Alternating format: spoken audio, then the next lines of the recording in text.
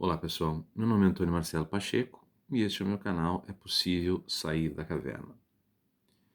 Nos últimos dias, de uma forma mais intensa do que nos últimos quase 2 anos, o Poder Executivo e a cúpula do Poder Judiciário, leia-se o STF, entraram em outro grande momento de conflito, envolvendo todo esse processo de investigação em torno das chamadas fake news e que, de certa forma, aproximam realmente as investigações do que seria o Palácio do Planalto e o presidente Bolsonaro.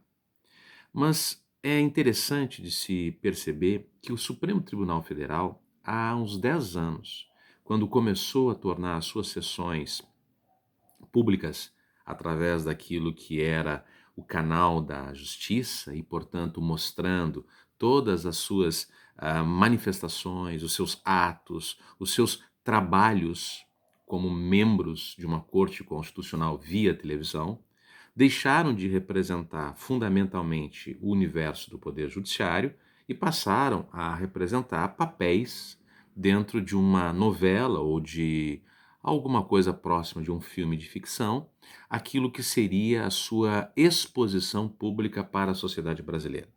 Então, decisões que poderiam ser tomadas de forma mais objetivas, decisões que poderiam efetivamente apresentarem um conjunto de fundamentos de forma mais clara, se tornaram em longas e extensas leituras dos votos dos ministros do Supremo Tribunal Federal, que competem entre si numa vaidade absolutamente escancarada, para mostrarem quem tem o maior saber, quem tem a melhor dicção, quem tem a melhor percepção sobre a sociedade brasileira. O STF não é um órgão escolhido por uma qualidade inequívoca. Por mais que a Constituição tenha estabelecido critérios, efetivamente o notável saber jurídico ele é uma questão muito subjetiva. A escolha dos ministros do Supremo é uma escolha política, absolutamente política.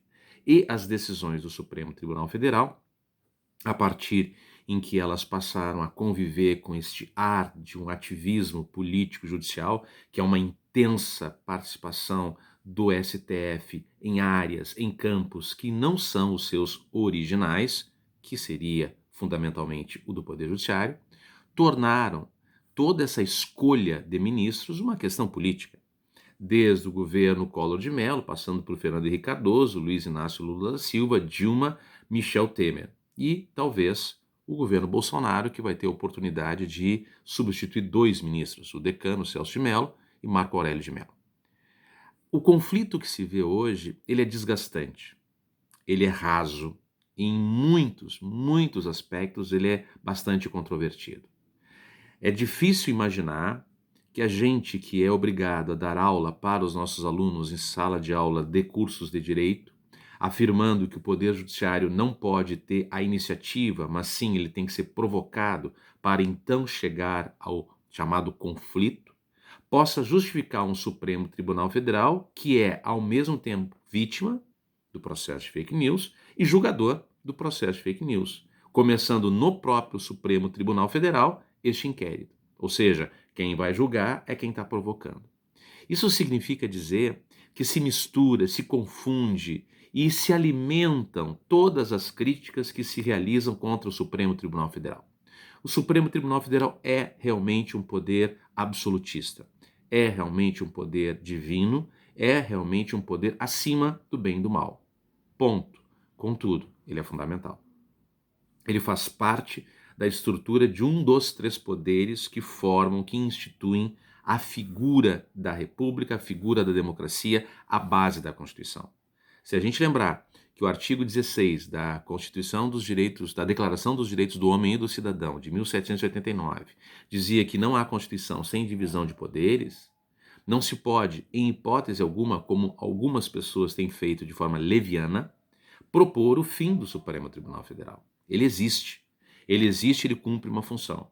Se ele não consegue mais respeitar a sua função precípua, originária, muito é culpa desta sociedade que literalmente vive talvez um dos seus momentos de maior imaturidade, maior irresponsabilidade, maior inconsequência, que é a nossa, nesse momento grave confuso, doloroso da figura da pandemia da Covid-19. E isso é uma coisa que acrescenta mais dor, mais dúvida, mais medo, mais ódio, que é misturar conflitos do poder executivo com a cúpula do poder judiciário e, ao mesmo tempo, trazer uma pandemia que já matou praticamente 27 mil brasileiros e está na casa de mais de 400 mil infectados. Isso significa que nós temos todo um cenário de muita dificuldade para estabelecer negociação, para estabelecer conversas, para estabelecer o mínimo